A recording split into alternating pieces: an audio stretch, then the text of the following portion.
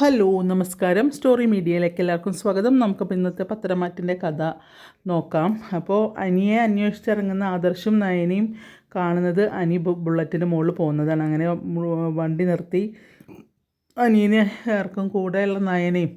അപ്പോൾ നയനേനെ അനിയുടെ കൂടെ കാണുന്ന നന്ദനേനെ അനിയുടെ കൂടെ കാണുമ്പോൾ ആദർശനും നയനയ്ക്കും നന്നായിട്ട് ദേഷ്യം വരികയാണ് കേട്ടോ. അപ്പോൾ പറയും, അത് ശരി, നിങ്ങൾ രണ്ടുപേരും കൂടി ഞങ്ങളെ പറ്റിക്കുകയായിരുന്നോ എന്ന് ചോദിക്കുകയാണ്. അതിലങ്ങനെ നയന വന്ന് നന്ദുവിൻ്റെ കരണത്തൊരെണ്ണം കൊടുക്കുന്നുണ്ട്.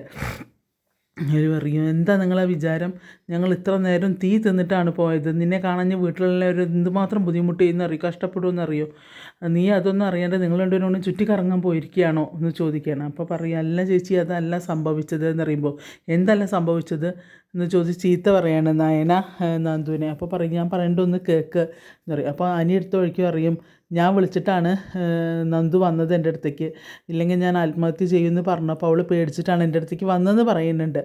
അപ്പോൾ അത് പറയുന്ന സമയത്താണ് പിന്നെ നന്ദു പറയും, നിങ്ങൾ കള്ളം പറയേണ്ട രണ്ടുപേരും കൂടെ, ഇനി നിങ്ങൾ പറയുന്നതൊന്നും ആരും വിശ്വസിക്കില്ല, നിങ്ങൾ മറ്റുള്ളവരുടെ കണ്ണിൽ പൊടിയിടാൻ വേണ്ടിയിട്ട് ഇങ്ങനെ നടക്കുകയായിരുന്നു എന്നൊക്കെ പറഞ്ഞാൽ നയനെ പിന്നെയും ചീത്ത അറിയാണ്. അപ്പോൾ പറയും, നിനക്കെന്തായാലും നല്ലൊരു ആലോചന വന്നതാണ്, അതെന്തായാലും ഇത് നടത്തിയേ പറ്റുള്ളൂ എന്ന് പറയും. അപ്പോൾ നന്ദു പറയും, കല്യാണം എന്നൊക്കെ പറഞ്ഞു കഴിഞ്ഞാൽ രണ്ട് മനസ്സുകൾ തമ്മിലുള്ള ഇഷ്ടമാണ്, അല്ലാണ്ട് അടിച്ചേൽപ്പിക്കുന്നതല്ല കല്യാണം എന്ന് പറയുകയാണ്.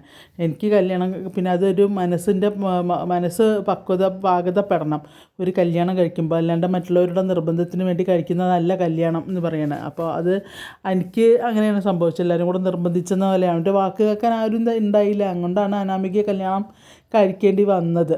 അപ്പോൾ അതങ്ങനെ പറയാണ്. അങ്ങനെ പറയുന്ന സമയത്ത് പറയും, ശരി, എന്തായാലും നീ വീട്ടിൽ പോകാൻ നോക്ക് എന്ന് പറയുകയാണ്.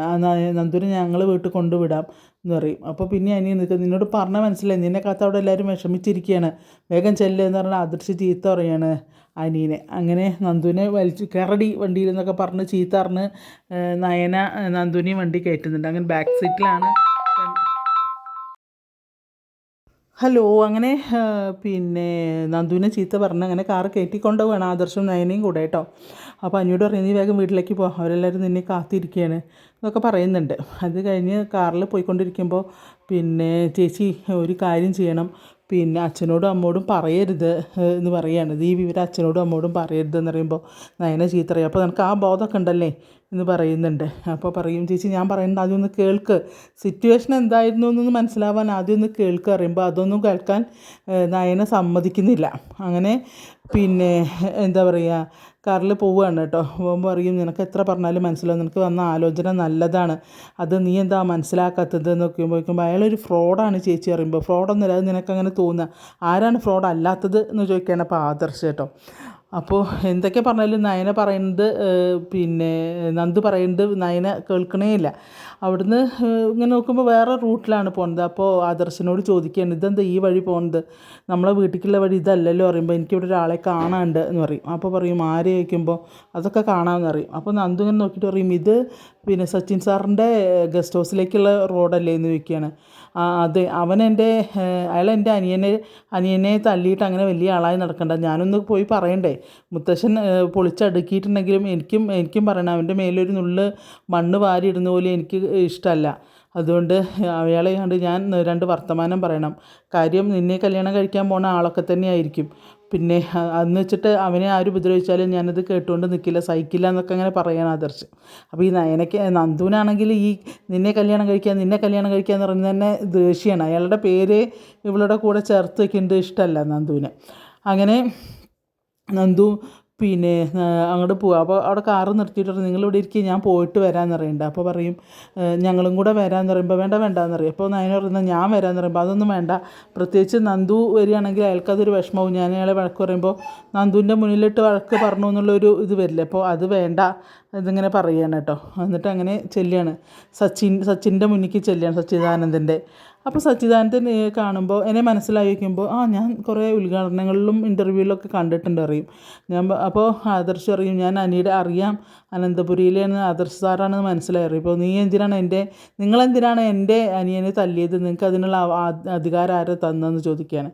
അപ്പോൾ പിന്നെ അത് സാർ ഞാൻ തല്ലിപ്പോയതാണ്, കാരണം ഇതിൻ്റെ മുന്നേ ഞാൻ പറഞ്ഞിരുന്നു വെറുതെ അനാവശ്യമായിട്ട് ഇനിയിപ്പോൾ നന്ദുവിൻ്റെ എന്നല്ല വേറെ ഏത് പെൺകുട്ടികളുടെ പിന്നാലെയും ഇങ്ങനെ ശല്യം ചെയ്ത് നടക്കുകയാണെങ്കിൽ ഞാൻ അവരെ കൈകാര്യം ചെയ്യാറുണ്ട്. പിന്നെ നന്ദു എന്ന് പറഞ്ഞു കഴിഞ്ഞാൽ ഇപ്പോൾ ഞാൻ കല്യാണം കഴിക്കാൻ പോകുന്ന പെൺകുട്ടിയാണ്. പലവട്ടം ഞാൻ പറഞ്ഞിട്ടുണ്ട്, പക്ഷേ അയാൾ എന്നോട് മോശമായി പെരുമാറിയോണ്ട് തന്നെയാണ് ഞാൻ അയാളെ തല്ലിപ്പോയതാണ് എന്നൊക്കെ പറയും. അപ്പോൾ ഞാൻ പറയുന്നത് സാറിനൊന്ന് മനസ്സിലാക്കണമെന്ന്, അത് അയാളൊരു കല്യാണം കഴിഞ്ഞ ഒരാൾ ഡൈവോഴ്സ് ആയിട്ടില്ല. അയാളുടെ ഭാര്യയാണെങ്കിൽ പിന്നെ ഇങ്ങനെ ചാനൽ കൂടെ മുഴുവനെ ഈ കുടുംബത്തിനെ കുറ്റം പറഞ്ഞുകൊണ്ട് നടക്കുന്ന ഒരു പെൺകുട്ടി. അവൾ ഇത് അറിഞ്ഞു കഴിഞ്ഞാൽ അവൾക്കൊരു കംപ്ലയിൻറ്റ് കൊടുത്തു കഴിഞ്ഞാൽ ഒരു പക്ഷേ എനിക്ക് അവനെ എടുത്ത് ലോക്കപ്പിലിട്ട് അടിക്കേണ്ടി വരും. അത് ചിലപ്പോൾ ഞാനാവില്ല ചെയ്യുക, ചിലപ്പോൾ SI നന്ദു തന്നെയാവും ചെയ്യേണ്ടി വരിക. അപ്പോൾ സാറും അനിയനെ ഒന്ന് പറഞ്ഞ് മനസ്സിലാക്കണം എന്ന് പറയും. അപ്പോൾ പറയും എനിക്കിപ്പോൾ താൻ പറഞ്ഞൊന്നും തരണ്ട, എനിക്ക് വിവരങ്ങളൊക്കെ അറിയാം. പിന്നെ എന്താ വെച്ചാൽ കുറ്റം എൻ്റെ അനിയൻ്റെ മേത്തായതുകൊണ്ട് മാത്രം ഞാനത് ക്ഷമിക്കുകയാണ്. അല്ലെങ്കിൽ അവൻ്റെ മേലെ ഒരു നുള്ളു മണ്ണ് ആരാണോ വാരിയിടുന്നത് അവരെ ഞാൻ വെച്ചാക്കാറില്ല. പിന്നെ മുത്തശ്ശൻ വന്ന് പറയും പോലെ ആവില്ല ഞാൻ പറയുന്നത് എന്നൊക്കെ പറയുന്നുണ്ട് ആദർശ്. അപ്പോൾ പറയും ഞാൻ പറയുന്നത് സാറിനൊന്ന് മനസ്സിലാക്കണം, ഞാൻ മനഃപൂർവ്വം അങ്ങനെ ചെയ്തതല്ല, എന്നോട് മോശമായിട്ട് രീതിയിൽ അയാൾ സംസാരിച്ചതുകൊണ്ടാണ് ഞാൻ തല്ലിപ്പോയത് എന്ന് പറയുന്നുണ്ട്. പിന്നെ അതുമല്ല നന്ദുവിനെ ഞാൻ കല്യാണം കഴിക്കാൻ പോകുന്നത് അത് പിന്നത്തെ കാര്യമാണ്. സാറൊന്ന് ആലോചിച്ച് നോക്കൂ, അയാൾക്കൊരു ഭാര്യയുണ്ട്. ഈ ഭാര്യയുള്ള ഒരുത്തൻ വേറെ പെൺകുട്ടികളുടെ പിന്നാലെ നടന്നു കഴിഞ്ഞാൽ അവരൊരു കേസ് കൊടുത്തു കഴിഞ്ഞാൽ കേസ് അവിടെ വരെ എത്തുന്നറിയോ? ഒന്നും വേണ്ട, അയാളുടെ ഭാര്യനെ ഒന്ന് കംപ്ലയിൻറ്റ് ചെയ്താൽ മതി, ഭർത്താവ് ഇങ്ങനെയാണെന്ന് പറഞ്ഞിട്ട് കംപ്ലയിൻറ്റ് ചെയ്ത് കഴിഞ്ഞാൽ പ്രശ്നമാണ് എന്നൊക്കെ പറയും. അത് സാറൊന്ന് അനിയനെ പറഞ്ഞത് മനസ്സിലാക്കേണ്ടത് നന്നാവും എന്നൊക്കെ പറഞ്ഞാൽ ഏറ്റവും ഭവ്യതയോട് കൂടിയിട്ടാണ് അയാൾ പറയുന്നത്. അതൊക്കെ കേട്ടിട്ട് പിന്നെ ആദർശ് ശരി, ഇനി ഞാനവനെ തിരുത്താൻ നിന്നോളാം, പക്ഷേ നിങ്ങൾ വളരെ സൂക്ഷിച്ചും കണ്ടും കാര്യങ്ങളൊക്കെ ചെയ്യണമെന്നൊക്കെ പറഞ്ഞിട്ട് അവിടുന്ന് അങ്ങനെ ആദർശ് പോരുകയാണ് കേട്ടോ. അപ്പോൾ ആദർശ് എന്നിട്ട് പിന്നെ കാറിൽ തിരിച്ചു പോകുന്ന സമയത്ത് നയനോട് പറയുന്നത് അയാൾ വലിയ കുഴപ്പമൊന്നുമില്ല, വലിയ കുഴപ്പക്കാരനൊന്നും അല്ല, നല്ല മാന്യമായിട്ട് തന്നെയാണ് എന്നോട് സംസാരിച്ചത്, ഞാനും അങ്ങനെ തന്നെയാണ്, തെറ്റ് മുഴുവൻ അനിയുടെ കയ്യിലാണ്, അതിനയാൾ പ്രതികരിച്ചു എന്ന് മാത്രം എന്നൊക്കെ ഇങ്ങനെ പറയും കേട്ടോ. അപ്പോൾ അറിയും നിങ്ങൾക്ക് അയാളുടെ സ്വഭാവം ശരിക്കും അറിയാഞ്ഞിട്ടാണ്, അയാൾ ശരിക്കും ഒരു ഇരട്ടത്താപ്പുള്ള ആളാണ്, ഒരു ഫ്രോഡാണെന്നൊക്കെ പറയുന്നുണ്ട്. അപ്പോൾ അതൊന്നും ഇവരാരും ചെവിക്കൊള്ളണില്ല. അങ്ങനെ നിൽക്കുന്ന സമയത്താണ് എൻ്റെ ഗോവിന്ദനും അതിൻ്റെ ഇടയ്ക്ക് നമ്മൾ അനി ഇവിടെ അനന്തപുരി ചെല്ലുന്നുണ്ട്. അനന്തപുരി ചെല്ലുമ്പോൾ ദേവയാനി കാത്തു നിൽക്കുക. അപ്പോൾ മോനെ നീ ഇത്ര നേരം എവിടെയായിരുന്നു, നിന്നെ തിരഞ്ഞിട്ടാണ് ആദർശും നയനയും കൂടെ പോയത്, നീ എന്നിട്ട് എന്താ ഇങ്ങനെ ഈ കുടുംബത്തിലുള്ളവരെ വിഷമിപ്പിക്കുന്നതെന്നൊക്കെ ചോദിച്ചിട്ട് അവരൊക്കെ ഒരു ക്ലാസ്. അപ്പോൾ അവൻ പറയും ഞാൻ എൻ്റെ കൂട്ടുകാരുടെ കൂടെയായിരുന്നു എന്ന് പറയുന്നുണ്ട്. അപ്പോൾ പറയും നീ ഇനിയിപ്പോൾ എന്തൊക്കെ ചെയ്ത് കഴിഞ്ഞാലും നന്ദുവിൻ്റെ കല്യാണം അവരവിടെ ഉറപ്പിക്കും, ഇനിയിപ്പോൾ ഞാൻ സമ്മതിച്ചു എന്ന് തന്നെ ഇരിക്കട്ടെ, പക്ഷേ നയനി നവ്യ ഒരിക്കലും നന്ദുവിനെ ഇങ്ങോട്ട് കൊണ്ടുവരാൻ സമ്മതിക്കില്ല. അതുപോലെ തന്നെ നന്ദുവിൻ്റെ അമ്മയും അച്ഛനും അങ്ങനെ തന്നെ, അവർക്കും അവളെ ഇങ്ങോട്ട് പറഞ്ഞയക്കുന്നത് ഇഷ്ടമല്ല. പിന്നെ ആരുടെ വാക്ക് എതിർത്തിട്ടാണ് നീ ഇതിന് ഇങ്ങനെ മുതിർന്ന് നിൽക്കുന്നത്? പക്ഷേ ഇപ്പോൾ അവൾക്ക് വന്നൊരു ആലോചന നല്ലതാണ്, മിക്കവാറും അതന്നെ എല്ലാവരും കൂടെ നടത്താനിരിക്കുകയാണ്.